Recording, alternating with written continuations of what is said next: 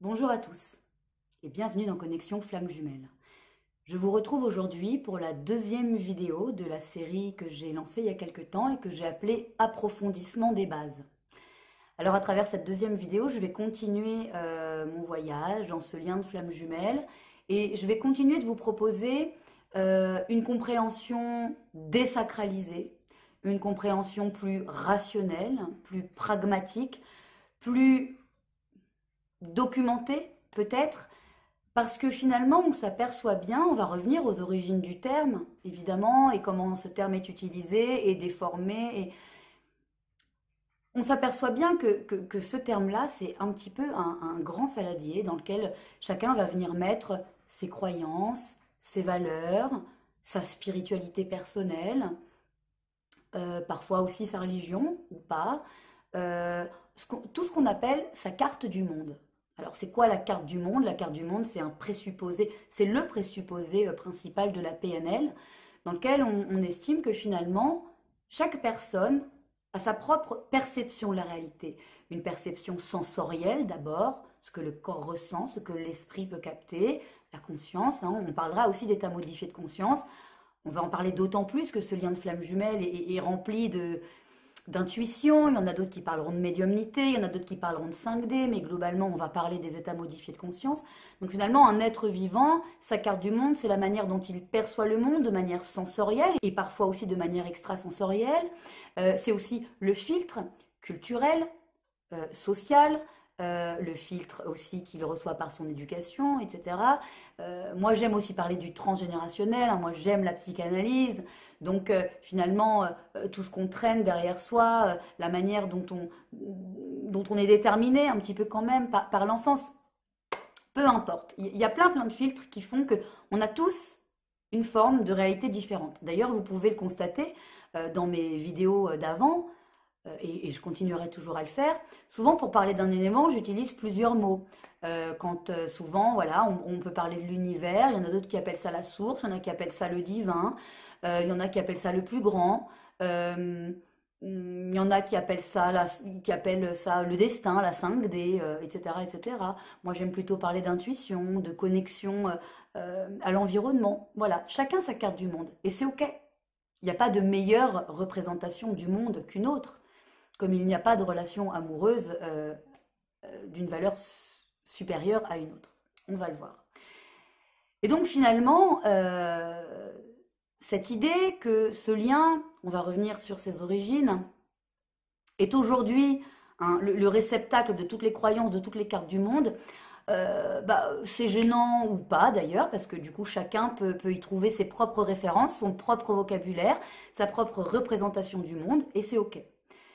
Par contre, ce qui serait intéressant, c'est d'éviter que la compréhension simple finalement d'un système amoureux entre deux personnes, parce que je l'ai déjà expliqué dans plusieurs vidéos, flamme jumelle, c'est une allégorie moderne. Je vais y revenir dans quelques minutes. C'est une allégorie, c'est une métaphore si vous préférez, c'est une image, c'est un modèle. Voilà, avec un peu de systémie, avec un peu de psychanalyse, avec tout plein de choses, mais qui n'est qu'un modèle et qu'une allégorie. Et à cause, peut-être, ou grâce, je ne sais pas, ça dépend de quel côté on se place, à ce saladier dans lequel tout le monde met ses croyances et ses cartes du monde, ça commence à devenir un petit peu dogmatique. Alors c'est assez gênant quand ça devient dogmatique, parce que le dogme, le sectarisme, tout ça, je trouve que ça n'est pas très libérateur, ça n'est pas forcément très aidant. C'est quelque chose qui peut être le prisme de son identité, mais qui ne doit en aucun cas être considéré comme une vérité générale, et qui ne doit en aucun cas, surtout, être considéré comme la vérité à imposer à tous. Alors, je voudrais revenir historiquement, parce que c'est toujours intéressant de savoir d'où vient un terme. Ça naît quand, le lien de flamme jumelle? Parce que quand on comprend ça, on comprend aussi un petit peu ce qui se passe par la suite. Flamme jumelle, c'est plutôt un terme qui arrive de manière assez contemporaine, dans les années 2000.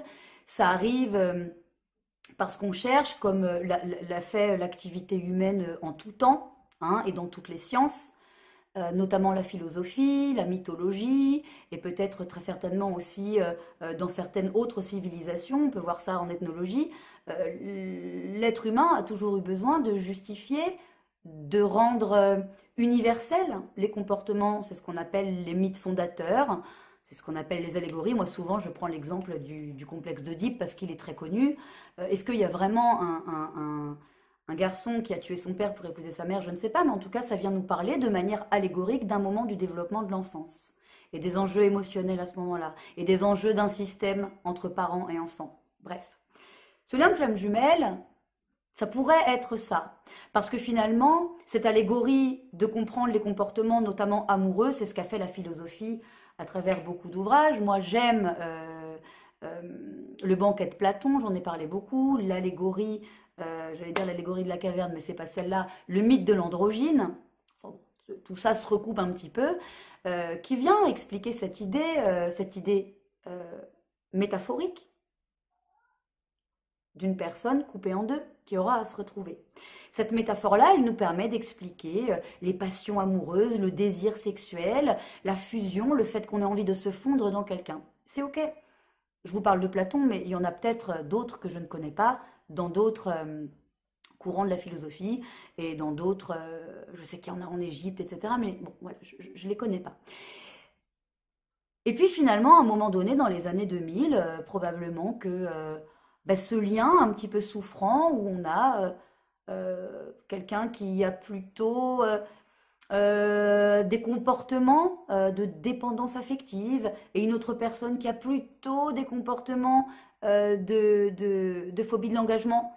Alors on l'a vu, hein, cette dualité, cette binarité, c'est vraiment quelque chose qu'il faut dépasser, mais c'est quelque chose qui est relativement archétypal pour comprendre ce lien de flamme jumelle, donc c'est ok pour l'archétype. Mais c'est juste une porte d'entrée. On comprend bien que le cerveau humain est beaucoup plus complexe que ça. Et ça aussi, on l'a vu dans la vidéo précédente. Finalement, voilà, il y a eu un moment donné, il y a un courant de la spiritualité, un courant un peu mystique, un courant un peu New Age, qui a eu envie aussi de parler de ça. Et donc ça a fait naître ce lien de flamme jumelle. On y a mis du Tao avec le yin et le yang. On y a mis du bouddhisme avec l'idée des réincarnations. On y a mis beaucoup d'ésotérisme avec cette idée qu'il y a quelque chose qui est prédestiné, hein, qu'on va pouvoir voir dans des pratiques de voyance ou dans des pratiques chamaniques, etc. Mais c'est ok avec toutes ces pratiques, hein. Là encore, je ne suis pas en train de juger parce qu'elles peuvent toutes apporter des clés de compréhension et ce sont des expériences qui sont intéressantes à vivre, ces expériences-là aussi. Moi-même, j'utilise des cartes comme support de suggestion, comme support de projection, comme support intuitif, donc c'est ok. Il n'empêche que à partir de là, on a complètement oublié que tout ça, finalement, c'était juste une allégorie pour comprendre ce qui se passait chez nous. On a oublié, avec l'arrivée de ce terme-là, qui a vraiment été un petit peu fauché par des courants, par des cartes du monde très très spirituelles, on a oublié que c'était juste un modèle de relation amoureuse, autour duquel on allait pouvoir comprendre des choses, digresser. Et c'est devenu une vérité absolue, c'est devenu presque un dogme, et c'est devenu aujourd'hui porteur de beaucoup de souffrance. Parce que la manière dont il est traité la plupart du temps, c'est de dire vous êtes flamme jumelle, donc c'est la promesse. C'est la promesse de vivre des choses, c'est la promesse d'être en réunion, d'être en fusion. Alors évidemment, comme dans toute relation amoureuse, quand on rencontre quelqu'un, on peut à un moment donné vraiment être en couple avec. Et on peut même avoir des relations très très fortes avec cette personne, hein, quand on parle de fusion, des fusions sexuelles, des fusions d'esprit. Des grandes connexions émotionnelles, on peut même partager, on parle souvent de télépathie dans ce lien de flamme jumelle, c'est ok, on peut partager des états de modifié de conscience, se sentir, se pressentir, on a ce côté instinctif de l'animal. Ce lien de flamme jumelle, on peut l'aborder par les neurosciences, la chimie de l'amour. Enfin, c'est quelque chose dont on parle beaucoup. Qu'est-ce qui se passe dans le corps? Quelle hormone je sécrète lorsque je désire? Quelle hormone je sécrète lorsque je tombe amoureux? la psychanalyse et puis aussi l'analyse transactionnelle. Pourquoi je tombe amoureux de telle personne et pas de telle personne? Qu'est-ce que ça vient chercher chez moi? Alors ça vient sûrement chercher quelque chose que je reconnais, mais ça peut aussi venir chercher quelque chose qui diffère de moi, quelque chose qui me manque, quelque chose qui m'inspire. On peut tomber amoureux de quelqu'un pour diverses raisons.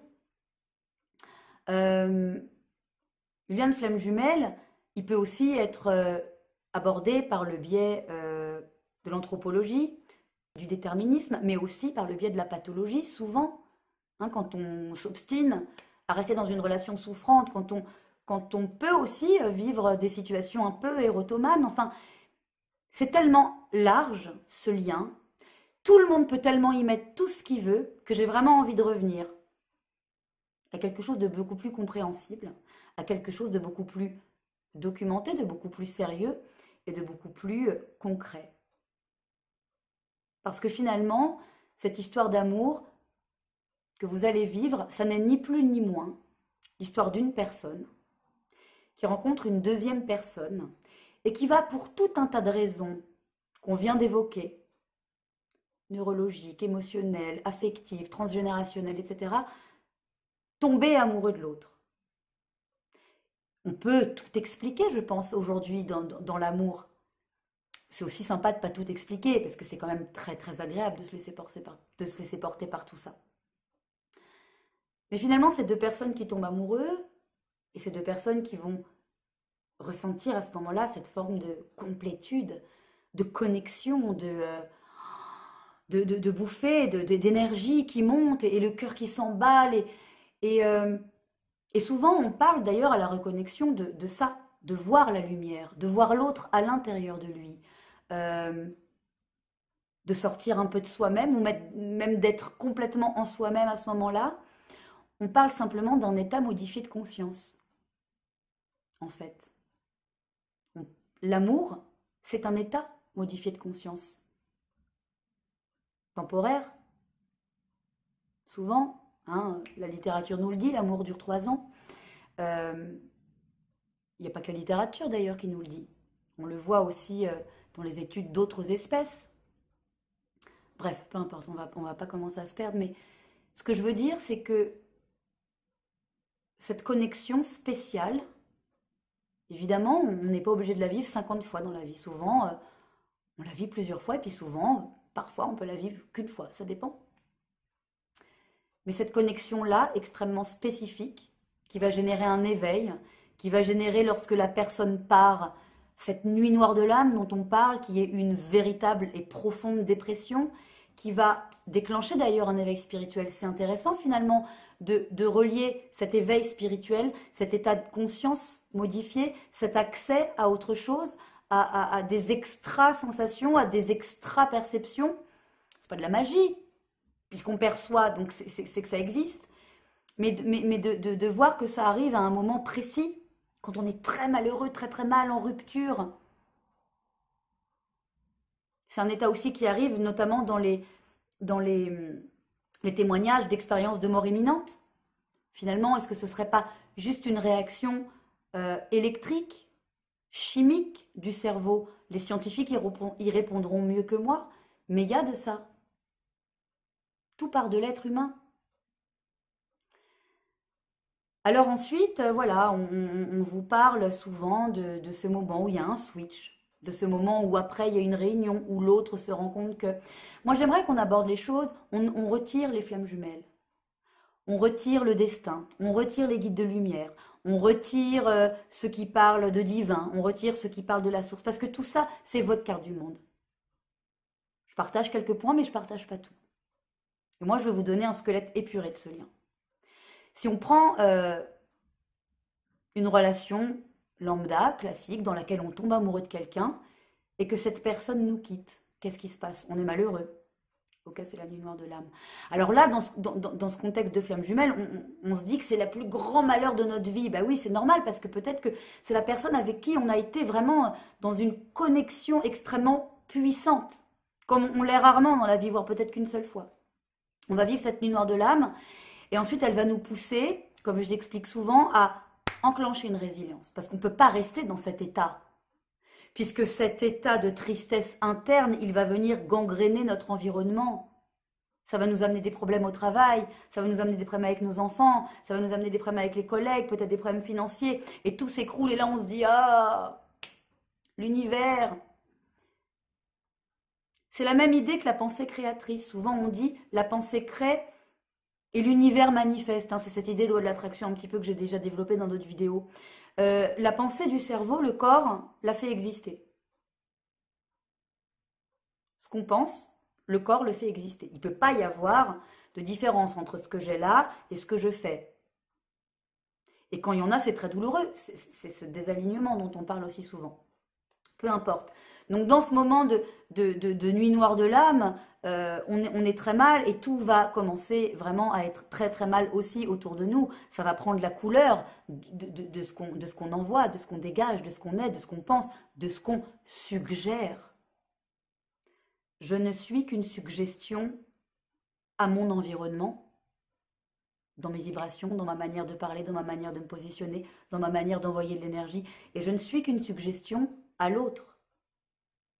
Donc finalement, quand deux personnes se séparent et que ça ne marche pas, et qu'il y en a un qui est très très malheureux, et qui engage une forme de résilience, à ce moment-là, il va changer une composante du système couple. Et quand on change une composante du système couple, je l'ai expliqué dans la vidéo précédente, on va changer la relation.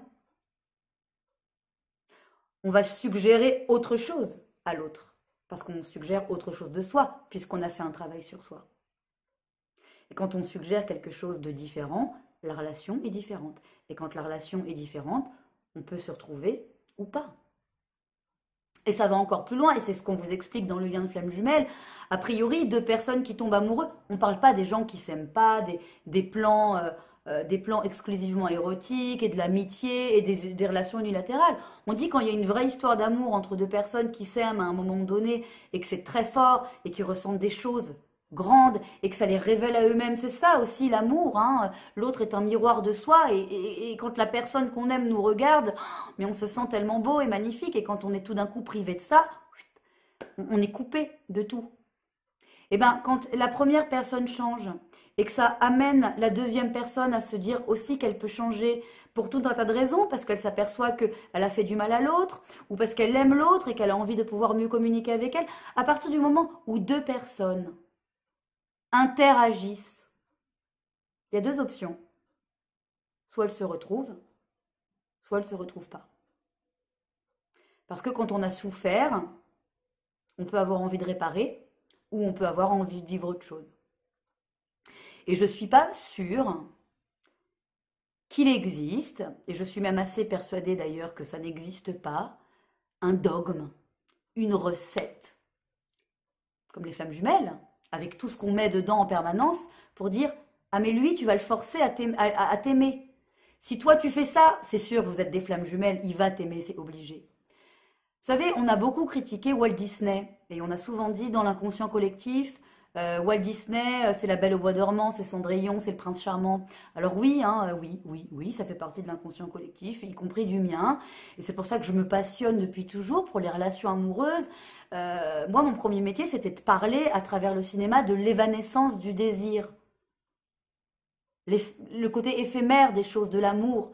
Pourquoi on s'aime et pourquoi on se désaime. Alors bien sûr, ce sujet flamme jumelle m'a absolument passionnée. Mais vous voyez, Walt Disney, c'est aussi Aladdin. Et Aladdin, il tombe amoureux de Jasmine. C'est un mendiant qui tombe amoureux d'une princesse. Alors on pourrait voir, hein, ça pourrait nous parler de notre honneur et de notre chasseur, de notre yin et de notre yang, pardon. Hein, cette dualité, c'est simple, hein, archétype, un mendiant, une princesse. On est dans ce qu'on vous propose chez les flammes jumelles. Manque de subtilité, évidemment, mais c'est toujours intéressant, les archétypes pour comprendre. C'est une première base de compréhension. Et bien à ce moment-là, grosse synchronicité quand même assez géniale. Aladdin rencontre un génie. Et la première chose qu'Aladin dit au génie, c'est « Génie, moi je voudrais que Jasmine tombe amoureuse de moi ». Alors le génie, si on change de carte du monde et qu'on sort de Walt Disney, on peut le voir comme le destin, l'univers, le divin, la source, vos guides, hein, ce que vous voulez. Utilisez le vocabulaire que vous voulez. Mais en tout cas, cette entité cette figure de l'omniscience et de l'omnipotence, cette figure du créateur qui ouvre à tous les possibles, lui dit non, je peux tout faire, je peux réaliser tous les souhaits, sauf celui d'obliger quelqu'un à t'aimer. L'amour ne s'oblige pas. Alors finalement, Aladdin, et là c'est intéressant en termes de métaphore pour notre sujet du jour, c'est qu'Aladin, la seule chose qu'il va pouvoir faire avec ce génie, c'est de réaliser des souhaits de changement. C'est de se suggérer à lui-même qu'il est quelqu'un d'autre, qu'il est un prince, le prince Ali.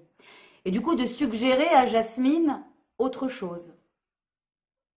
De suggérer au monde autre chose. En se changeant lui, en transcendant sa condition initiale, il fait de lui un être beau, un être affranchi, un être héroïque de sa propre vie. Et il peut conquérir l'autre. Alors, ça ne veut pas dire, comme on l'explique dans ce lien, comme on l'explique très maladroitement dans ce lien de flamme jumelle, que si je travaille sur moi, l'autre va m'aimer. Non. Mais en tout cas, si on ne travaille pas sur soi, l'autre qui est parti ne va pas plus nous aimer. Et si on travaille sur soi, si on est bien en soi-même, si on est bien avec nous-mêmes, parce que l'autre finalement, il nous aime toujours de la manière dont nous nous aimons. L'autre nous aime de la manière dont nous nous aimons. L'autre nous aime de la manière dont nous lui suggérons de nous aimer. Donc, quand on s'aime un peu plus, l'autre peut nous aimer un peu plus, etc., etc. C'est l'idée. C'est l'idée de ce dont on vous parle quand on vous parle de complétude, de guérison, de résilience. Personne n'est malade ici, personne. Donc, l'idée de la transcendance, l'idée d'aller mieux, l'idée d'être bien en soi-même, l'idée d'avoir de l'amour de soi, l'idée d'unicité, pour reprendre le vocabulaire des flammes jumelles, c'est cette idée d'être complet, d'être libéré des difficultés, des douleurs, pas des émotions parce qu'on en aura toujours. Heureusement, on est des humains. Et heureusement, moi, je souhaite à personne d'être dans un état d'apathie, sans colère, sans tristesse, sans passion. Ouh là là, mais moi, je veux pas du tout ça. Mais par contre, ne pas donner à l'autre la clé de son propre bonheur, c'est la meilleure manière, qu'il ait envie de rester avec nous. Donc quand on vous parle de ce parcours en 2 temps où il y en a un qui doit se soigner et ensuite l'autre qui va réaliser et qui donc ensuite vous allez vous réunir, c'est juste cette idée-là, quoi. Cette idée que quand une relation est forte mais qu'elle ne marche pas, il y a peut-être quelque chose à comprendre du lien qu'on entretient avec l'autre. Il y a peut-être quelque chose à comprendre de ce que ne nous donne pas l'autre, de ce que ça génère en nous, qu'est-ce que ça fait, pourquoi on a mal et à quoi ça renvoie. Et comment surtout, parce qu'il y a vraiment des solutions, on peut arrêter d'avoir mal. Parce que quand on arrête d'avoir mal, soit on se lie à l'autre, soit on se lie à autre chose, mais en tout cas, on est heureux. Et je crois que c'est quand même ça l'idée. Donc, un lien de flamme jumelle, quand vous me dites, voilà, j'ai vu telles heures miroirs, il y a telle synchronicité, et moi j'ai été malade, et l'autre aussi, il était malade en même temps, et machin. Mais tout ça, c'est OK, en fait. Tout ça, c'est d'accord. C'est votre carte du monde. C'est votre manière de voir qu'il y a du lien. C'est votre manière de ressentir peut-être une télépathie. C'est votre manière de sentir ce lien énergétique dont on parle aussi. On peut parler de chakra, on peut parler de méridien. On peut tout dire. Mais tout ça, ce sont des indices. Tout ça, ce sont des phénomènes. Mais un phénomène, ce n'est pas une promesse.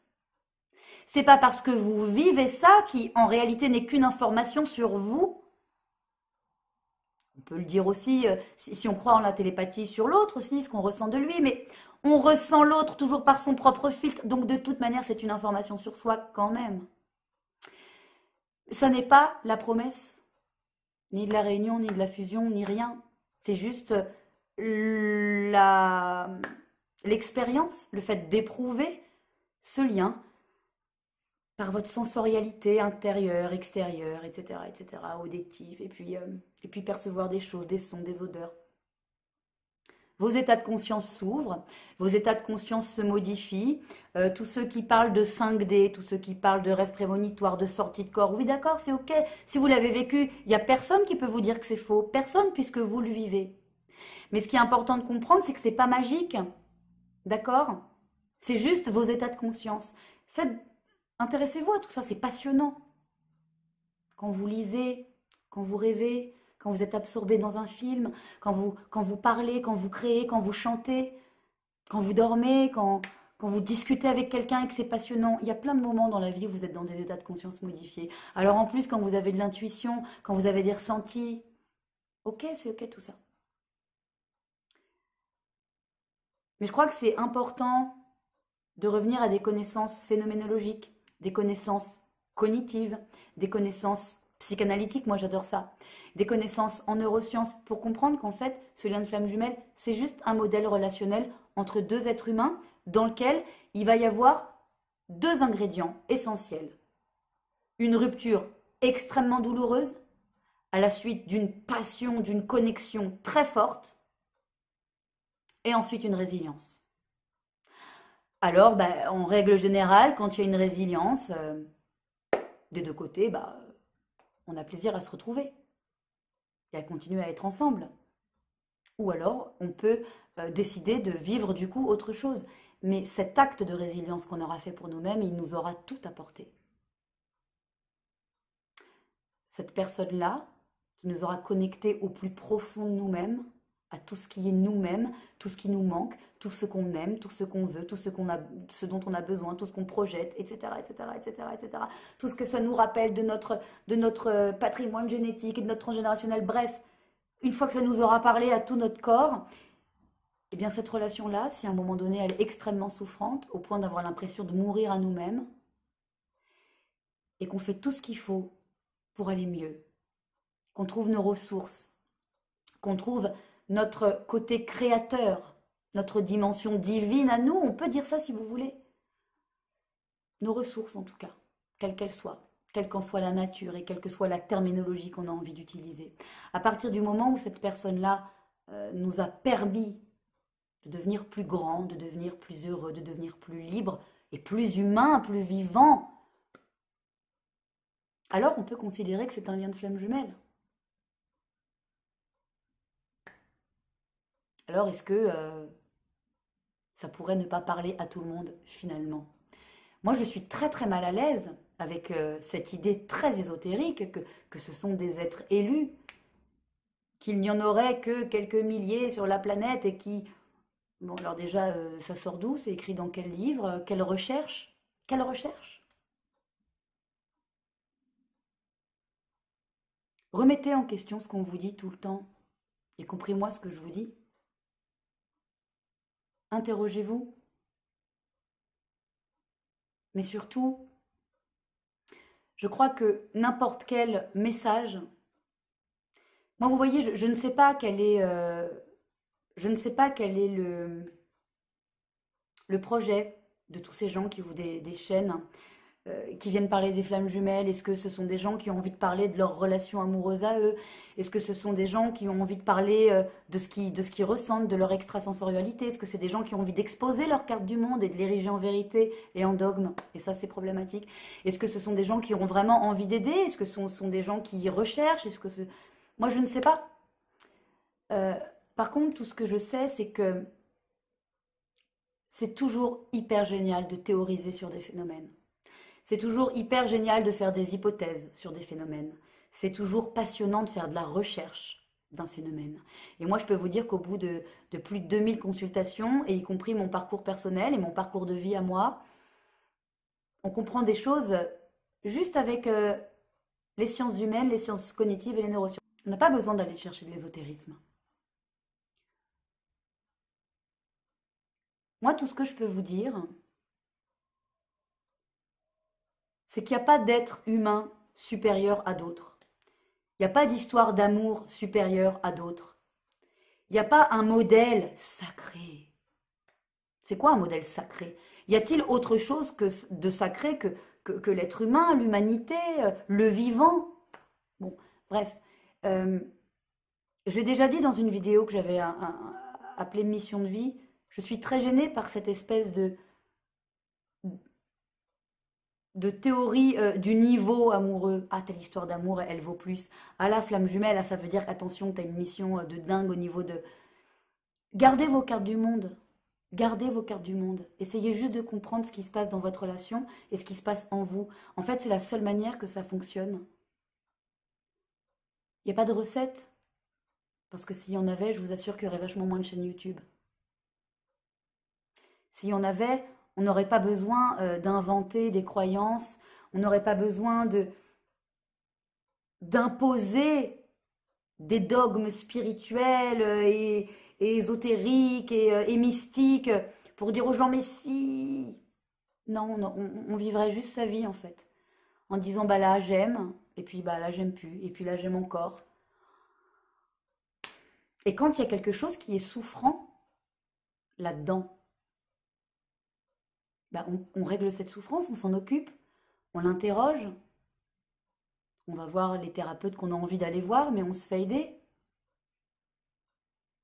Dire aux gens c'est une relation de souffrance, mais comme c'est flammes jumelles, c'est normal et il faut rester dedans. Mais moi, je trouve que c'est un drame d'expliquer aux gens que souffrir dans un lien amoureux, c'est normal et qu'il faille qu'ils y restent parce que c'est leur destin. Mais c'est ma carte du monde à moi. Moi, ce que je vous propose sur ma chaîne, c'est de me détacher complètement de cette mouvance-là, ésotérique et mystique, et de vraiment être dans une mouvance sciences humaines, sciences cognitives, psychanalyse, neurosciences. Parce que ça me passionne, ça m'intéresse, et je vous assure que le lien amoureux, c'est un puits sans fond de découverte et de compréhension. Je vous accompagne si vous souffrez dans votre relation à mieux comprendre votre système relationnel, à mieux vous comprendre, à mieux comprendre l'autre. Et je vous aide à effectuer les changements en vous pour injecter de nouvelles suggestions dans le système et changer le système. Voilà, je ne vous propose pas de magie. Je vous propose de la cartomancie parce que c'est un support intuitif et de projection que j'adore. Mais je ne vous propose pas de magie. Je vous propose de l'écoute, de la compréhension. Et je vous propose d'être juste l'éclaireur de toutes vos ressources à vous. Parce que vous avez tout là. Et qu'il suffit d'ouvrir les bonnes portes, de refermer les mauvaises, pour être heureux. Et il y a 1000 façons d'être heureux, mais vous pouvez trouver la vôtre. Je vous remercie de m'avoir écouté, et je vous dis à très bientôt pour une nouvelle vidéo de tirage et vidéo théorique. Belle journée!